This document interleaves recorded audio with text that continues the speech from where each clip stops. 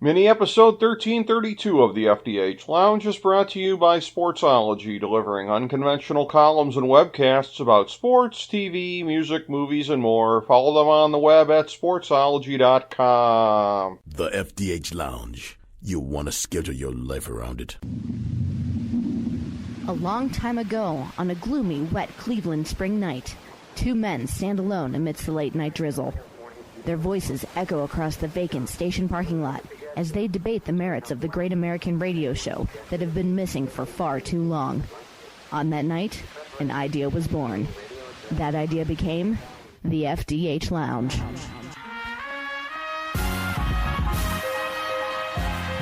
Welcome to the FDH Lounge. Hello, everyone. Welcome to FDH Lounge mini episode 1332. This is FDH managing partner Rick Morris here, and we have with us two excellent folks here to discuss the early days of the Biden administration and looking back on the pandemic almost a year in. We have one of our favorite recurring guests as well as one of our regular contributors to the show, one of our cast members who has been on dozens of times, and it will be a pleasure to discuss the matter with both of these gentlemen here tonight. First, we lead off with, on the introductions, William Cohan, an excellent author. Of course, we've had him on to talk about many of his books previously, whether it be Money and Power, How Goldman Sachs Came to Rule the World, The Price of Silence, The Duke Lacrosse Scandal, The Power of the Elite and the Corruption of Our Great Universities, House of Cards, A Tale of Hubris and Wretched Excess on Wall Street, and Four Friends Promising Lives Cut Short. A great story about JFK Jr. and three others from Andover. And so we've talked many different topics over a period of time with him, but as special correspondent at Vanity Fair, as a longtime executive on Wall Street, a gentleman with great breadth of knowledge about financial matters where they intersect with public policy. And last time we had him on was right about at the beginning of the pandemic, or to preview what was going to be coming in the time ahead as best we could. And as I just said to him off air, I think just about everything we said held up pretty well, as you would expect. So it is always a pleasure to have back on the show William Cohan. It's a pleasure to have you on, sir. Thank you for making time for us tonight. Thank you for having me. It's always nice to be here. Appreciate it. And we have also with us here a very beloved, longtime contributor to the show, one of, as we've dubbed them, our FDH Lounge dignitaries. You can read this gentleman at Queen's Chronicle as well as many other fine NYC-based outlets. And as somebody who we've had on, we've probably talked more sports with him previously and TV, but I know we've dipped toes in this water as well, talking about the political scene. And as somebody who brands himself one of the last of the, I guess, Rockefeller or Jacob Javits Republicans, certainly I know he'll have some thoughts. I'm in the Smithsonian, Rick. There you go. There you go. Lloyd, always wonderful to have you on, my man. It is always a thrill. Rick, good to be back. It's been a while, but we'll shake off the cobwebs and the dust and hopefully get back into peak shape here. Exactly. And over the dozens of times that we've had you on over a period of time, and oftentimes we've had you paired up as part of a roundtable. I know this one is going to be a special one because of the subject matter, and it is always there's always a lot of gravity that goes with a change in administrations. Sometimes they move more smoothly than others. For those of us that lived through 2000 to 2001 and thought there were some bumps in the road there, 20 years later, we hadn't seen anything yet compared to that. But we are here now in this time, William, and a new administration has come in and has a mandate, I think, in a couple of different areas, certainly to take this pandemic seriously, which represents, I have to say, obviously a change in pace from what was in there previously. And the early thing here, the stimulus package that's going through appears to be emblematic of that. I know it won't be the only effort that the administration has going, but how do you assess the early days here, William, where you have a House that's relatively close and a Senate that is exactly 50-50 with Vice President Harris as the tiebreaker? You know, I would say that many Americans, maybe even most Americans, are just every day breathing a sigh of relief that we have a change of administration, that we have a president who cares about governing, who cares about the American people, who cares about getting stuff done instead of having his own ego stroked on a daily basis. I cannot tell you what a relief it is to reconnect with our allies around the world, to not have the daily distraction of the stupidity of the Trumpian Twitter feed, to have the narcissistic behavior, to have the inane policies. It's just a relief. It's a breath of fresh air. Obviously, got a lot of problems. It's just a horrific fact that our country is absolutely, by leaps and bounds, the worst, victim, I guess, if you will, of the COVID pandemic. We handled it the worst of any country in the world, which is beyond shocking. But I think we're beginning to get together, both with the vaccines, with people's behavior, and there's obviously going to be a major stimulus package, whether it's too big or too small or just right, or whether it can get through with any bipartisan support. I mean, I think that the time has come to put the reckless behavior of the past 5 years behind us and get on to, making the country stable and secure and happy again.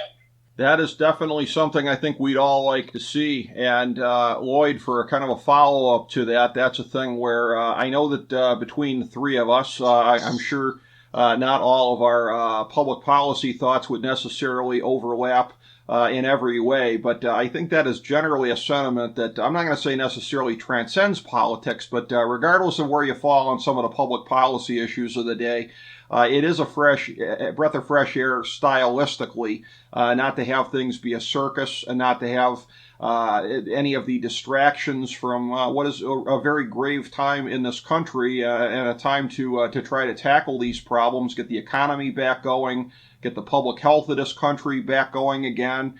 And again, I know that is something that you definitely are sympathetic to, as well as the end of a circus aura around this country. Well, yes, I mean, the funny part, Rick, and I think even William would have to agree, that for all of Trump's character flaws, for all of his ego, for all the self-absorption, for all the Charlottesville, for all the stupid things he said, if it hadn't been for COVID-19, he probably would have been reelected. That's the ultimate joke that kind of gets lost in this. And Trump had this fortune of running against the only Democrat who could have beaten him. And that's why he was obsessed with Hunter and trying to do whatever he could. He knew that everybody who was on that primary debate stage, in the Democratic primary, would have been making a concession speech to him on election night. So Trump, it's maybe fortunate for America, but he really had some incredibly bad luck. And you know what? He could have saved himself. Even after he got COVID, if he just said, guys, wear a mask, I learned from this, we can do this together, would have won in a landslide. And just as hubris did him in, it was really almost a Greek tragedy in so many ways. I'm probably sounding more sympathetic to him than he probably deserves, but that's just my take on it. Well, that's interesting. And William, if I may, yeah, sure. If I may, I'm not sure I agree completely with Lloyd, since he gave me an opening as to whether I agree or not. I think the American people, the majority of the American people, the preponderance of the voters in the Electoral College had just quite enough of Donald Trump and the daily shenanigans. And I don't think whether he had handled COVID better or not, I don't think would have made a difference. Obviously, he chose to mishandle it spectacularly, but I think, blowing up our alliances around the world, picking fights with our friends, cozying up to people who wish us ill, and just embarrassing us on the global stage on a daily basis. I think Americans, by and large, had quite enough of that, regardless of how he handled the COVID crisis. Interesting. Well, I'll disagree with William. I mean, agree with his points that he made, but I always thought Stephanie Rule of MSNBC had an interesting line when it came to electability. And she said, People don't vote for what offends them. They vote by what affects them. So every point that William made here about the world stage, he's 100% right. But does it affect the vote? Look how close those key swing states were. My little stomping grounds of Pennsylvania. That should have been a layup for Biden. And in fact, he did win it, but it took some time. States like Ohio went to Trump pretty easily. Florida, we know, is a joke, and Texas also. So a lot of places that it should have been a blowout. It was if you look at the popular vote, but the popular vote counts for diddly squat. It's like the team that scores the most runs wins the game, not the team that gets the most hits. And the way the Electoral College, whether we could argue that from here to tomorrow, but the Electoral College was not quite the Barry Goldwater LBJ blowout that a lot of Democrats would want to pretend it was. Well, William, if I may, because I want to kind of focus a follow-up that I want to ask you about that, because I see both sides of this a little bit. In terms of what Lloyd is saying, I will tell you again, as somebody that did a prognostication on the show before the election, I have egg on my face. It was closer than I thought it was going to be in terms of at least, well, both the Electoral College and the popular vote. And it's a thing of where, and I get what you're saying, William, because you are absolutely right. This is what I've tried to say to a lot of my friends that voted for Trump, and that, just, well, if he didn't do this, if he didn't do that, well, okay, then he wouldn't be Trump. You can't take these things out of the mix. And that he is going to do these things. But having said that, I'm not going to agree with Lloyd, it would have been a landslide. But it's a thing of, had he taken this thing more seriously, because again, there are folks like me on the right side of the spectrum where there were a bunch of policies, judicial nominations, whatever, I liked over the course of 4 years. I ended up voting third party in the end, but it was a thing where what put me off was when I felt like the man had blood on his hands from not taking this pandemic seriously, from politicizing masks, things like that. The fact that he came as close as he did in the course of this, William, makes me think, yes, if he could have stopped being Trump for 5 minutes, which, as I've stipulated, he's never going to stop doing, but I mean, but for that, I think, again, and that's the conundrum, isn't it? That he can't stop being Trump, but if he could have stopped being Trump on the pandemic, I think he'd have won in spite of himself. Obviously, if he weren't Trump, and if he were some other person who was much more politic, then he probably wouldn't have won in the first place, and he might have won in the second place. He did lose by 7 million votes. Yes. We all know that the electoral, so that's a huge number, despite what he likes to say about how many votes he got. Obviously, the electorate was very motivated to vote. The Electoral College was the exact same outcome that he had in 2016, which he called a landslide. And of course, you're right. It was close. It was not the blowout that maybe some progressives on the left might have expected, but anybody would have known that it was going to be close. So there are some states you're just not going to turn. But I mean, look at Georgia, right?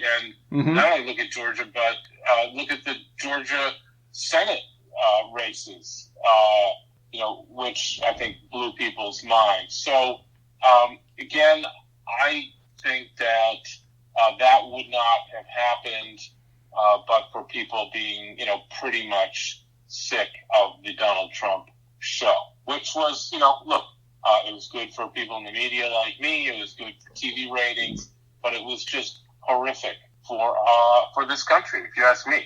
Well, I think a lot of people would find a lot to agree with on what you said there. I mean, again, even if there might be some policies rather that they liked over the course of the last 4 years, I don't think anybody could deny that the foul sort of aura of the man, his character, making everything into a circus, these are all things that I think people would all do well to be glad that we are rid of. And in the course of this, and I want to kind of steer it to this, William, that you've alluded to the foreign alliances being rebuilt, and there are going to be some differentiations from what Trump was doing over the course of the last 4 years, because this does look like something of, and particularly when you look at where Biden is on the Democratic spectrum, you go from the ultimate anti-establishment presidency to one that looks very much, Democratic establishment in the mold, obviously, of Obama, which this is sort of a lot of people have said sort of the third Obama term when you look at personnel and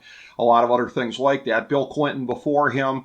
But it's a thing where, particularly on the foreign affairs, the one concern that somebody like me has that liked the one thing with Trump was that he was not. I want to watch how I say this because he was way more adventuristic with Iran than I wanted him to be. But aside from that, if you can put that aside, didn't get us into new foreign wars, etc. Joe Biden's the same guy that voted for the Iraq War and all these other things like this. Do you have any concerns whatsoever that in differentiating from Trump that there might be more of a turn back to militarism than we've seen the last 4 years? Me, Bill? No, yes. I don't think so. You don't think so? Okay. I don't think that. Joe Biden. Neither Joe Biden nor Barack Obama. If you want to look at this as Barack Obama's third term, are militaristic, are wedded to the military. I think Joe Biden is a centrist. He is a globalist. He wants to repair our extremely damaged relationships with our allies. I think our allies are, I hope, thrilled to have somebody like this as president. And I think he also, given the fact that he was in the Senate for 32 years, really knows how that organization works, which I think will be a great asset, especially as you pointed out at the beginning, with a 50-50 Senate. And, he may not agree with Mitch McConnell, but I think he knows how to, compromise and get things done. Witness what's going on with this $1.9 trillion stimulus package.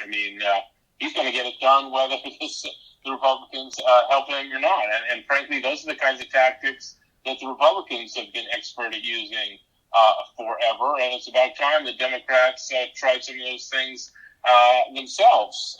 And I think, this is just a breath of fresh air.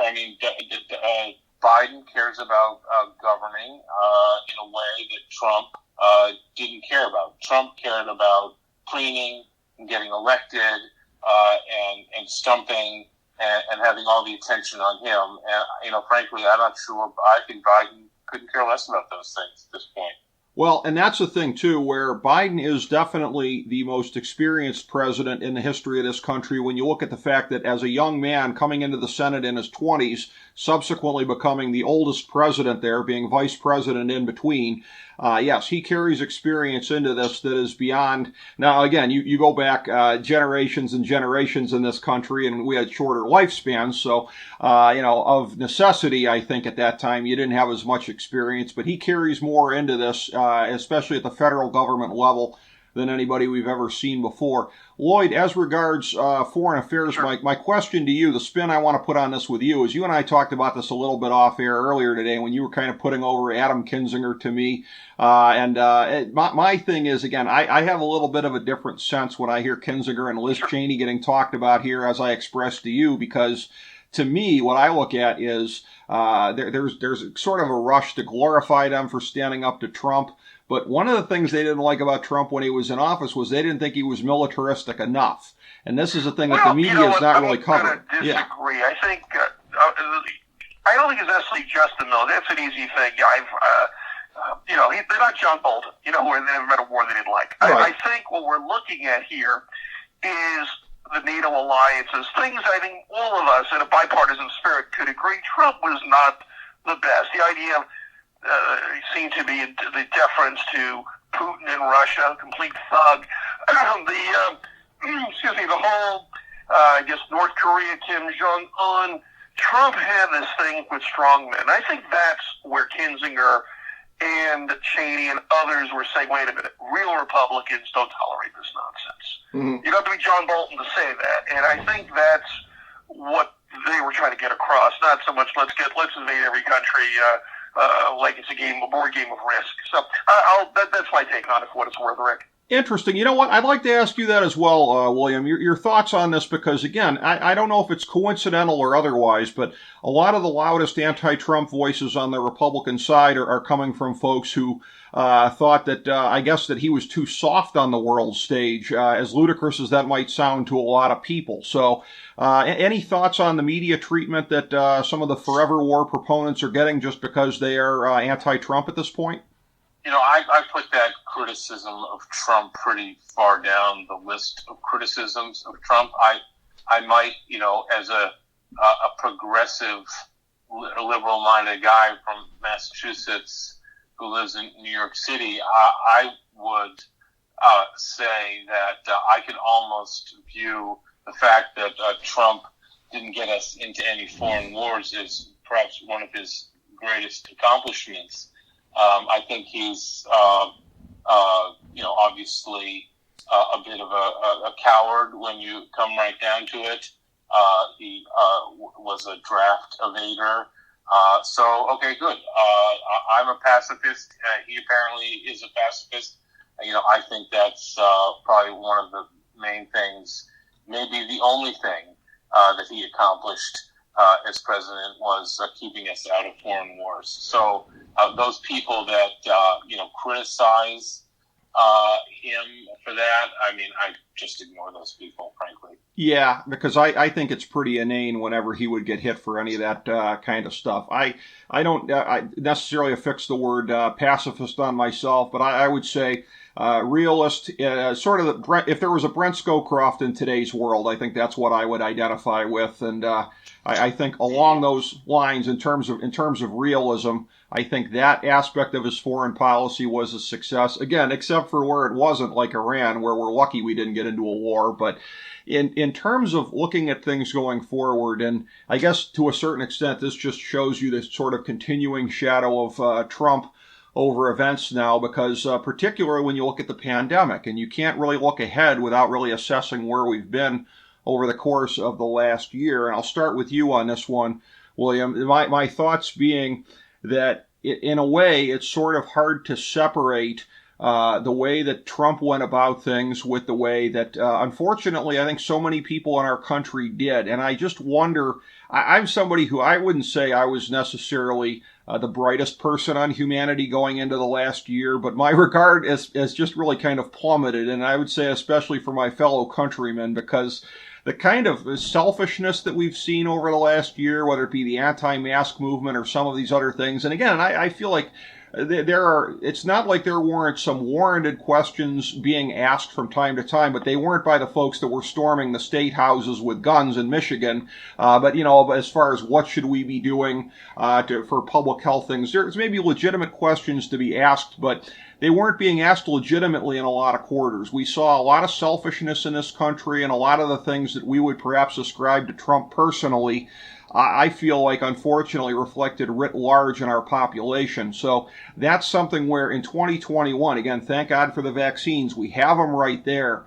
But as far as counting on the American people to kind of pick up their game a little bit here as we approach what is hopefully the end of this pandemic, I wonder how much optimism is warranted, William, because I just think that as much as we celebrate individualism and an American thing, and you can't tell me what to do, I think we saw the worst part of that aspect of our national character on display in so many places last year, still on display with folks like Kristi Noem in South Dakota.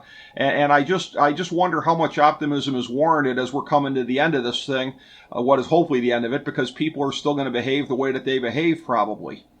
Look, Americans have a very, independent, don't tread on me, you can't tell me what to do streak.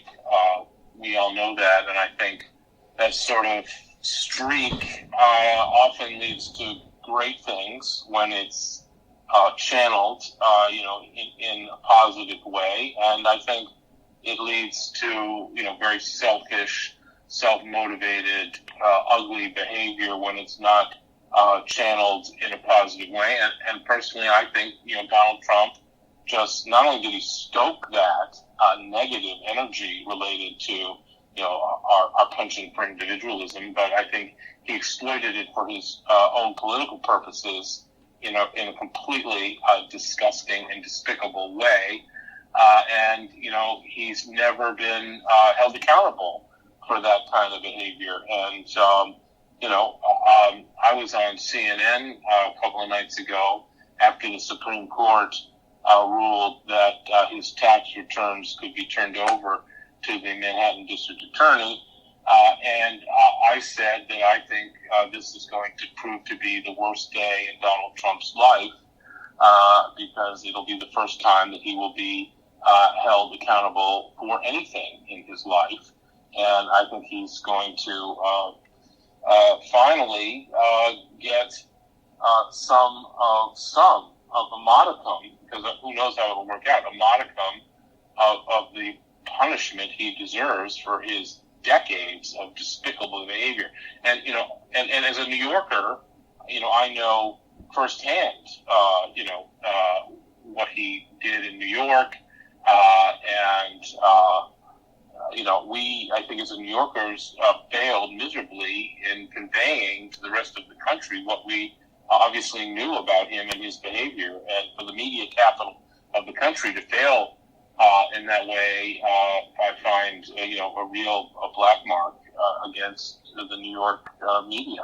I mean, it's hard to argue with that, and I think a lot of people just kind of had the sense that he couldn't win this thing, and a lot of people just sort of clung to that until in the end he did win this thing in 2016. And as I turn and I put the same question to you, Lloyd, and we've had a number of conversations over the years, on air and off air, and looking at some of the whimsical components of human nature, some of the weird and wild and wonderful things about Americans. But the whole thing that William was just talking about here a second ago, this penchant for individuality that we all have, that God knows you have it in spades, Lloyd, as do I. But I mean, it's been our own worst enemy. I do want to say this, though, referring to the individual, that one of the differences we were talking about being a Rockefeller Republican is that, it's funny, back in the 60s and 70s, that it was the Republicans who believed in science, following fact, not acting on emotions. It was actually the liberals who used to make decisions based on emotion rather than on science and facts. And there's been a whole complete reversal. I have it reversed, but so that's what I find quite dispiriting. When I see your guy ran fraud, not wearing a mask. Ran fraud. I'm always against government interference and surveillance, unless, of course, it benefits my side. I'm all against fiscally responsibility, unless Trump wants tax cuts, and it's good.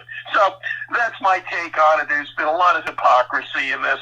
Real Republicans used to be disciplined. We were like the Marine Corps. We would do what was necessary to get the job done. Whatever it meant to beat COVID, that's what we did. I am disgusted by what I've seen in this party as far as COVID went. And it really culminated with January 6th, which I know we haven't spoken about, but any chance of really Trump running again in 2024, if these various attorney generals don't get him, I think all you do is just replay the January 6th tape. At any time you want in 2024, I don't think amnesia is going to kick in that badly. I know Americans have a lot of problems with long-term memory, but I think that that's going to pretty much do it in.